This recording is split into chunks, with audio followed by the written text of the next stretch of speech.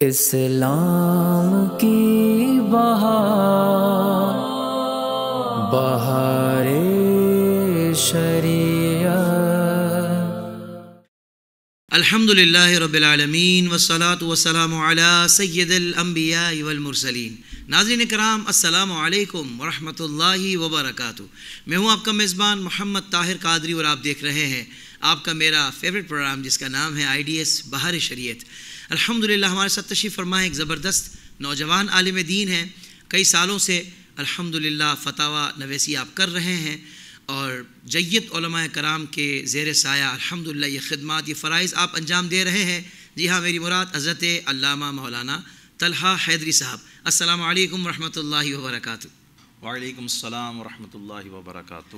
قبلہ، سب سے پہلے تو بہت شکریہ آپ کی آمد کا، آپ تشریف لائے اور ہمارا یہ IDS بہار شریعت جس کے الحمدللہ 100 ایپیسوڈس کمپلیٹ ہو چکے ہیں اور یہ سلسلہ جو بہت زیادہ دیکھا جاتا ہے، تو آپ کی آمد کا بہت شکریہ۔ کیا کہیے گا؟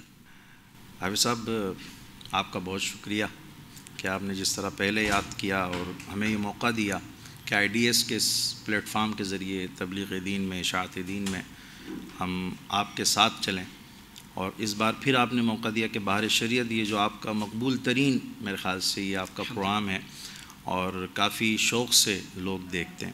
اس حوالے سے جب رابطہ کیا گیا تو مجھے بہت خوشی ہوئی، بلکہ میں نے سوچا کہ ماشاءاللہ کہ آپ نے ارادہ کیا ہوا ہے کہ ہم نے تبلیغ دین کا کوئی شعبہ چھوڑنا نہیں ہے۔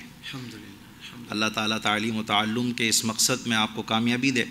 IDS کو اللہ تعالیٰ مزید ترقیوں سے ہمکنار فرمائے، حاسدین کے حسد سے، ظالموں کے ظلم سے، ہر طرح کی آفات و پریشانی سے آپ کو بشمول آپ کی پوری ٹیم کو اللہ تعالیٰ اور آپ کے اس ادارے کو IDS کو اللہ تعالیٰ محفوظ اور مامون رکھے۔ آمین۔ بہت شکریہ آپ کا، جزاک اللہ۔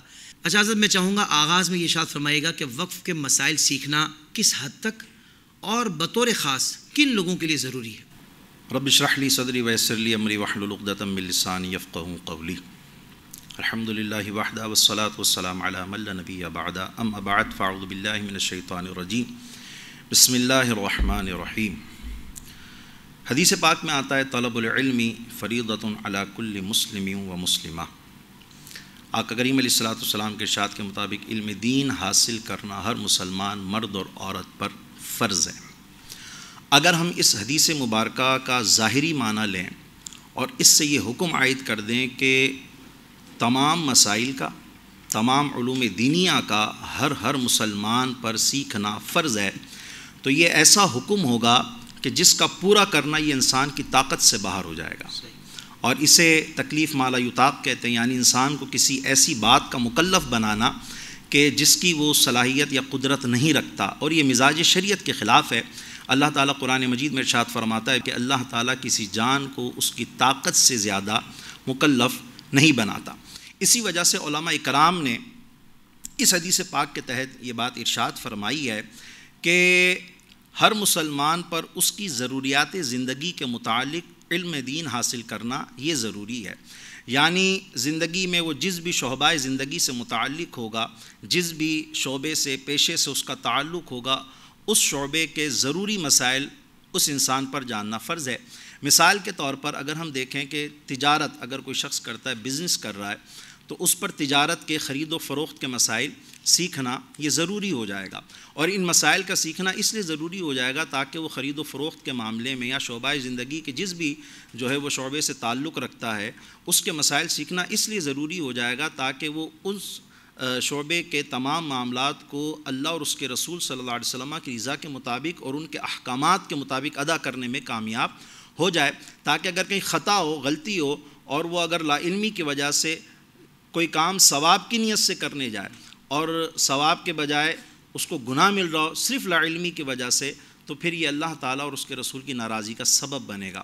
ہم دیکھتے ہیں یہی وجہ ہے کہ سیدنا فاروق اعظم رضی اللہ تعالیٰ عنہ نے ارشاد فرمایا کہ آپ نے فرمایا کہ ہمارے بازار میں خرید و فروخت کے لیے صرف وہی آئے جو دین کا فقیہ ہو، یعنی تجارت کے مسائل جانتا ہو۔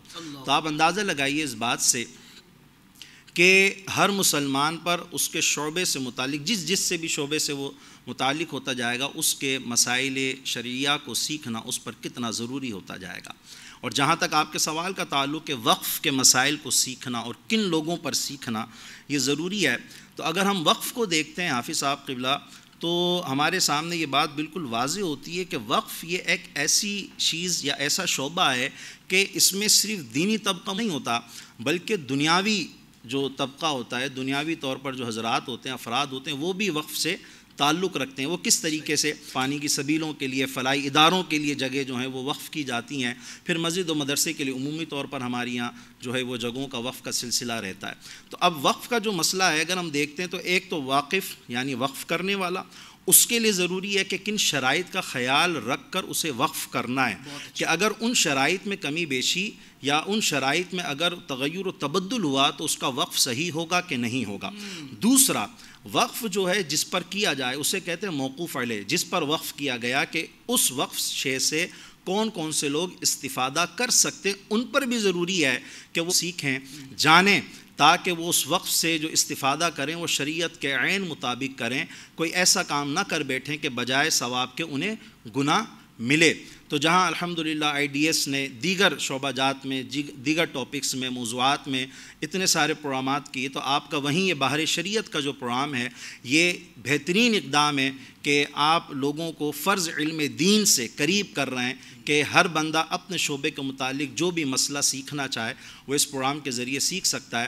تو آج وقف کا یہ موضوع رکھا گیا ہے اور جن لوگوں پر سیکھنا ضروری ہے، میں تو کہوں گا سبھی دیکھتے ہیں اور ماشاءاللہ دیکھیں گے، تو وہ ان مسائل سے واقفیت حاصل کریں اور پھر غور کریں کہ ہم اپنی زندگی میں کہیں کسی غلطی کا شکار تو نہیں ہے کہ ایسا نہ ہو کہ ہمیں ثواب کے بجائے گناہ مل رہا ہو۔ بالکل ٹھیک ہے حضرت، گفتگو تو آپ نے بڑی کمال فرمائی ہے۔ اب ظاہر بات ہے کہ ناظرین یہ چاہ رہے ہوں گے کہ یہ بھی ہم سمجھ لیں، سیکھ لیں کہ وقف سے مراد کیا ہے اور اس کے درست ہونے کی شرائط کیا ہے۔ دیکھیں، وقف کا معنی یہ ہے کہ واقف کوئی بھی چیز اپنی ملک سے نکال کر خالصتاً اللہ تبارک و تعالیٰ کی ملک کر دے، اس نیت و ارادے کے ساتھ کہ اس شے سے بندگان خدا میں سے جو بھی چاہے نفع حاصل کر سکے، اسے وقف کہا جاتا ہے۔ یاد رہے کہ وقف کا تعلق جو ہے یہ تبرع یعنی نفلی عبادت سے ہے۔ جو شرائط تبرعات میں پائی جاتی ہیں انہی شرائط کا لحاظ رکھنا یہ یہاں وقف میں بھی ضروری ہے۔ میں اس کی شرائط آپ کے سامنے بیان کرتا ہوں کہ دیکھیں، واقف کا عاقل ہونا ضروری ہے، بالغ ہونا ضروری ہے، آزاد ہونا ضروری ہے، اور جس کام کے لیے وہ وقف کر رہا ہے اس کام کا فی نفس ہی ثواب کا کام ہونا ضروری ہے۔ یعنی دنیاوی مقاصد و غرض کے لیے کہ جس میں ثواب کا ترتب نہ ہوتا ہو اسے وقف نہیں کیا جا سکتا، وہ کام فی نفسی ثواب کا ہو۔ اچھا، یہ جو ثواب کا کام ہونا ضروری ہے یہ واقف کے نزدیک بھی ثواب کا کام ہو اور حقیقتاً واقع میں بھی اس کا ثواب کا کام ہونا ضروری ہے، ورنہ وقف صحیح نہیں ہوگا۔ بوقت وقف جب وقف کیا جائے تو وہ شے واقف کی ملکیت میں ہو، اور یہاں پر یہ بھی خیال رکھا جائے گا کہ جس نے وقف کیا جو واقف ہے، کیا قاضی نے اس کی کم عقلی یا قرضوں کی زیادتی کی وجہ سے، لین دین میں اس کی خرابی کی وجہ سے اس کی خرید و فروخت اور دیگر اختیارات پر پابندی تو نہیں لگائی؟ اسی طریقے سے موقوفہ شے، جو چیز وقف کی گئی ہے اور جس پر وقف کی گئی ہے، یعنی اس سے جو لوگ انتفاع نفع حاصل کریں گے، موقوف علیہ جو ہیں، ان دونوں کا معلوم ہونا ضروری ہے۔ اگر وقف اور موقوف علیہ مجہول ہوں گے تو وقف درست نہیں ہوگا۔ وقف کو کسی شرط پر معلق نہیں کیا جائے گا۔ وقف کرنے والے نے یہ اگر شرط لگا دی کہ یہ جائیداد موقوفہ میں بیچ کر جو ہے خرچ کرنے کا اختیار رکھتا ہوں، اگر اس نے اسی طرح یہ شرط لگائی جس کو میں چاہوں گا وہ ہبہ کر دوں گا، جب مجھے ضرورت پڑے گی اپنی ضروریات کے لیے میں اس کو رہن یعنی گروی بھی رکھوا سکتا ہوں، اگر اس طرح کی وہ شرط لگائے گا تو وقف درست نہیں ہوگا، کیونکہ وقف کی شرائط میں سے ایک شرط ہے وقف کا مؤبد ہونا۔ اس کا مطلب یہ ہوتا ہے کہ وقف جو ہے جب بھی ہوگا وہ ہمیشہ کے لیے ہوگا۔ اگر کوئی بھی شرط وقف کرتے وقت ایسی لگائی گئی جو اس کی ہمیشگی کو ختم کر دے، کہ وقف ادھر یہ سمجھا جا رہا ہو کہ یہاں پر وقف جو ہے ایک وقت میں آ کے ختم ہو جائے گا، ہمیشگی کا معنی اور جہت نہ پائی جائے تو پھر وہ وقف بھی درست نہیں ہوگا۔ آخر کار وقف جو ہے وہ ایسی جہت کے لیے ہو کہ جس میں ختم ہونے کی کوئی صورت نہ پائی جائے۔ یعنی اگر کوئی شخص اپنی جائیداد وقف کرتا ہے اپنی اولاد پر، اور اگر وہ یہ کہتا ہے کہ یہ میری جائیداد اور اس کی آمدنی میری اولاد پر وقف ہے، تو اگر دیکھا جائے تو کہیں نہ کہیں جا کر یہ سلسلہ رک سکتا ہے کہ اس کی اولاد، اس کی نسل رک جائے، ختم ہو جائے. لیکن اگر وہ اپنی اولاد پر وقف کرتا ہے اور اس کے ساتھ یہ بھی کہہ دیتا ہے کہ یہ میری جائیداد موقوفہ جو ہے یہ میری اولاد پر وقف ہے کہ جب تک میری اولاد کا سلسلہ رہے گا وہ اس سے انتفاع حاصل کرتے رہیں گے، نفع اٹھاتے رہیں گے، اور جب میری اولاد کا سلسلہ رک جائے تو پھر اس کے اخراجات اور اس کی آمدنی جو ہے وہ مساکین پر، غربا پر خرچ کیے جائیں یا کسی بھی نیک کام میں وہ آپ آمدنی لگا سکتے ہیں. تو اس طرح پھر وہ جو ہے وقف کی شرط پوری ہو جائے گی، وقف میں تعبید یعنی معبد ہوگا وقف، اور یہ شرط اس طور پر مکمل ہو جائے گی. سبحان اللہ سبحان اللہ. بہت خوبصورت آپ نے تشریح اس کی فرمائی ہے. نبی کریم صلی اللہ علیہ وآلہ وسلم کی تعلیمات اور صحابہ کرام سے ہمیں وقف سے متعلق کوئی ثبوت یا واقعہ ملتا ہے حضرت؟ جی بالکل ملتا ہے.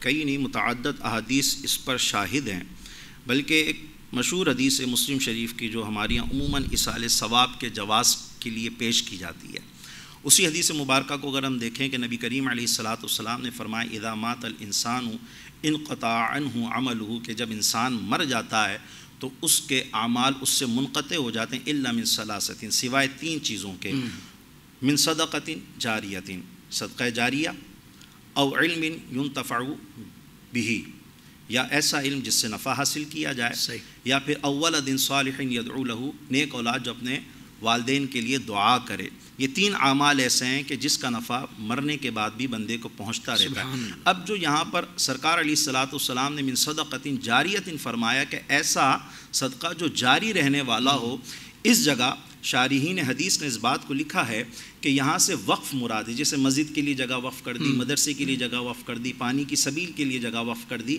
اور اگر ہم یہاں دیکھتے ہیں کہ حضرت ثمامہ بن حزن رضی اللہ تعالی عنہ فرماتے ہیں کہ میں واقعہ دار میں موجود تھا، یعنی جب حضرت عثمان غنی رضی اللہ تعالی عنہ کو آپ کے رہائشی مکان میں قید کر دیا گیا تھا، اور تو اس وقت آپ فرماتے ثمامہ بن حزن کہ میں نے دیکھا کہ حضرت عثمان غنی رضی اللہ تعالی عنہ نے اپنے مکان کے بالا خانے سے سر باہر نکالا، اور آپ نے فرمایا کہ کیا میں تمہیں اللہ اور اس کے رسول کا واسطہ دے کر پوچھتا ہوں، کیا تم اس بات کی گواہی دیتے ہو کہ جب سرکار علیہ الصلاۃ والسلام ہجرت فرما کر مدینے تشریف لائے تو یہاں مدینے میں بیر روما کے علاوہ کہیں اور میٹھا پانی، شیریں پانی کہیں اور نہیں ملتا تھا.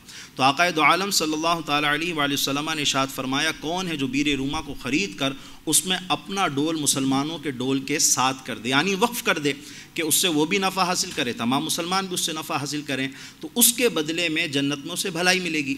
اسی طریقے سے حضرت عثمان غنی رضی اللہ تعالیٰ عنہ نے فرمایا کہ سرکار علیہ الصلاۃ والسلام نے ارشاد فرمایا جب مسجد نبوی کے لیے جگہ کم ہو گئی تھی اور نمازی بڑھ گئے تھے، صحابہ کرام میں اضافہ ہو رہا تھا، مسلمانوں میں اضافہ ہو رہا تھا، تو آقا دو عالم صلی اللہ تعالیٰ علیہ وآلہ وسلم نے ارشاد فرمایا کہ کون ہے جو یہ زمین خرید کر جو ہے وہ مسجد میں اضافہ کر دے کہ اس کے بدلے اسے جنت میں بھلائی ملے گی. تو میں نے خالص اپنے مال سے خریدا اور آج اسی مسجد میں 2 رکعت نماز پڑھنے سے تم مجھے روکتے ہو. اب اس حدیث مبارکہ کو میں نے مختصر انداز میں آپ کے سامنے ذکر کیا. اب آپ اندازہ لگائیے اس حدیث مبارکہ میں 2 باتیں ہمیں پتہ چلتی ہیں. ایک، آقا کریم علیہ الصلاۃ والسلام کا وقف کے لیے تعلیم فرمانا کہ وقف کیا جائے، اور دوسرا پھر حضرت عثمان غنی رضی اللہ تعالی عنہ کا عمل بتاتا ہے کہ وقف کرنا یہ یہاں سے ثابت ہوتا ہے کہ آپ نے بیر روما کو خرید کر وقف کیا مسلمانوں کے لیے، اسی طرح مسجد شریف کے لیے آپ نے جگہ خریدی اور اسے بھی مسجد کے لیے وقف کیا. اور تیسری حدیث مبارکہ میں آپ کے سامنے عرض کرتا ہوں، بہت مشہور ہے.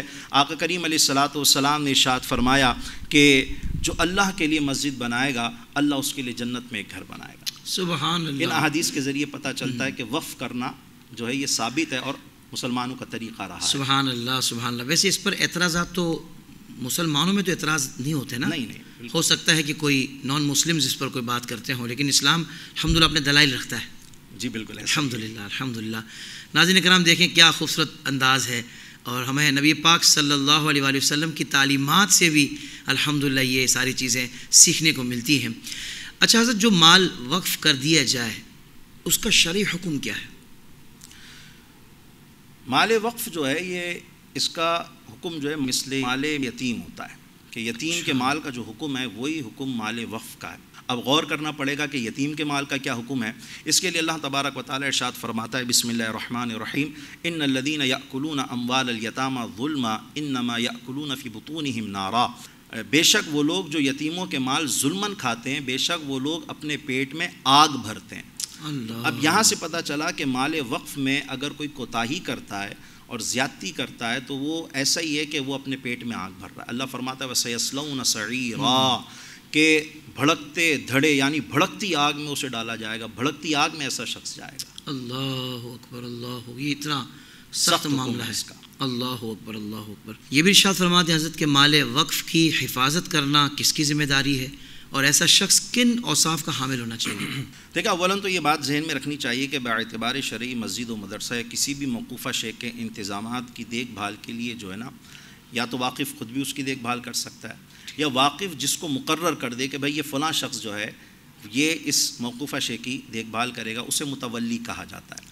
اچھا، یا پھر اگر واقف کا کوئی قائم مقام شخص ہے جسے یہ شریعت نے حق دیا ہو کہ وہ بھی دیکھ بھال کرے، یا وہ کوئی بندہ متولی کے طور پر مقرر کر سکتا ہے، تو اب یہ دونوں اختیارات واقف کے پاس بھی موجود ہوتے ہیں کہ واقف خود کرے یا کسی کو متولی بنا دے، یا پھر واقف کا قائم مقام شخص جس کو مقرر کرے گا وہ متولی بن سکتا ہے. اس سے ہمارے یہاں عرف میں عام لوگوں کی زبان میں انتظامیہ سے تعبیر کیا جاتا ہے، منتظم سے تعبیر کیا جاتا ہے.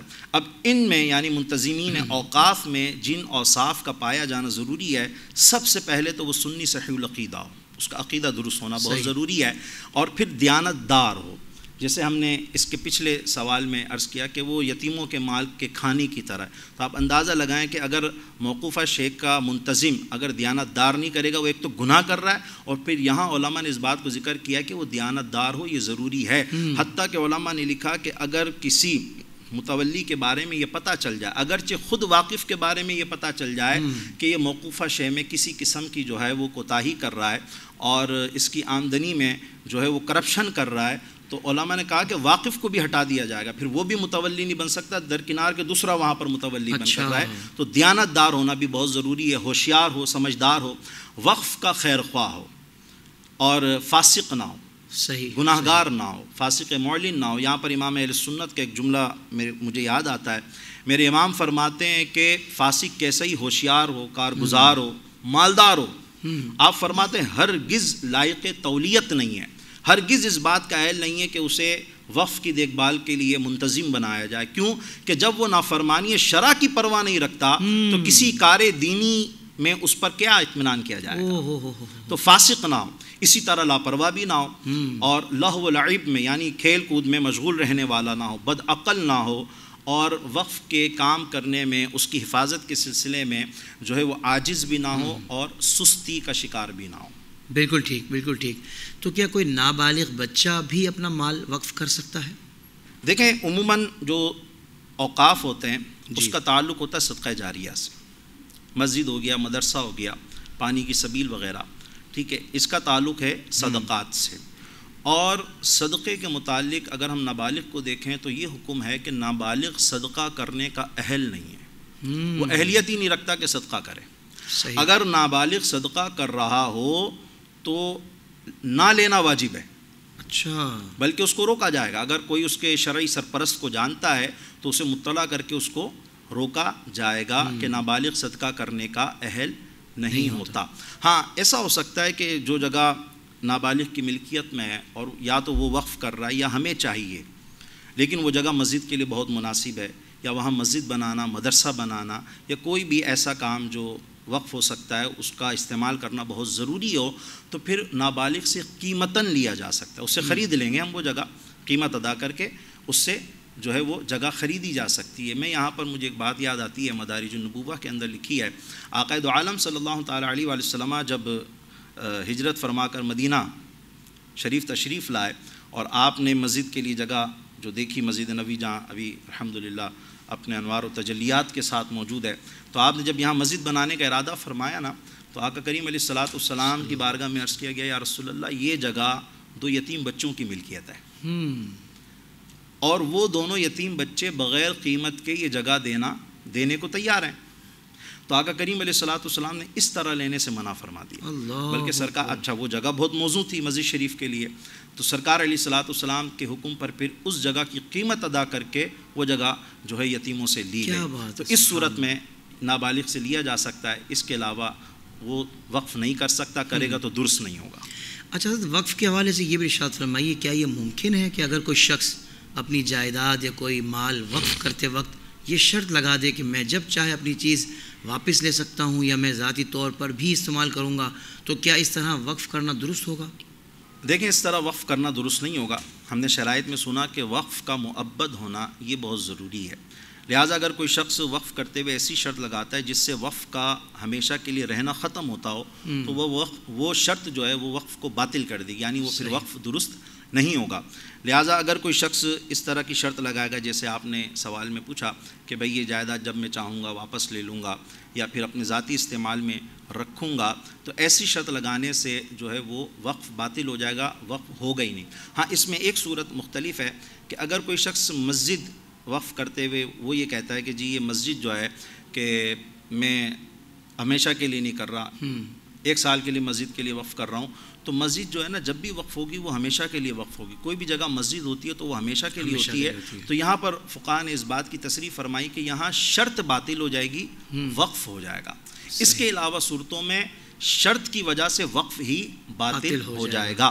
جہاں تک اپنے ذاتی استعمال کا تعلق ہے تو دیکھیں، وقف کرنے کے بعد، وقف کا معنی کیا ہے؟ اپنی ملک سے چیز نکال. جب ملک سے چیز نکل گئی اب اس میں مالکانہ تصرف نہیں کر سکتا. اگر کرے گا حرام ہے، گناہ گار ہوگا. اچھا، تو نارملی وقف کی چیزوں میں کچھ ذاتی استعمال ہو جاتا ہے، تو اس کی کوئی شرعی طریقہ ہوتا ہے یا کیا معاملہ ہے؟ اب وہ صورتیں دیکھی جائیں گی کہ اس نے ذاتی استعمال کیا کیا، وقف کی چیز میں موقوفہ شے میں کوئی فرق پڑا ہے کہ نہیں پڑا ہے، اس کی صورتیں الگ بن جائیں گی.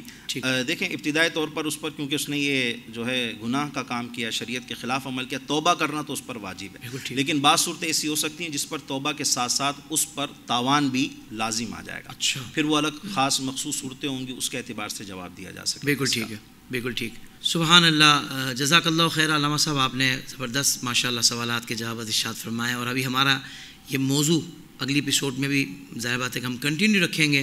تو میں آپ کا شکریہ ادا کرتا ہوں، اور اگلے ایپیسوڈ تک کے لیے اجازت. مگر اس کا جو نیکسٹ ایپیسوڈ ہوگا اس میں ہم مزید سوالات علامہ صاحب سے شامل کریں گے. جزاک اللہ خیر. السلام علیکم ورحمۃ اللہ وبرکاتہ.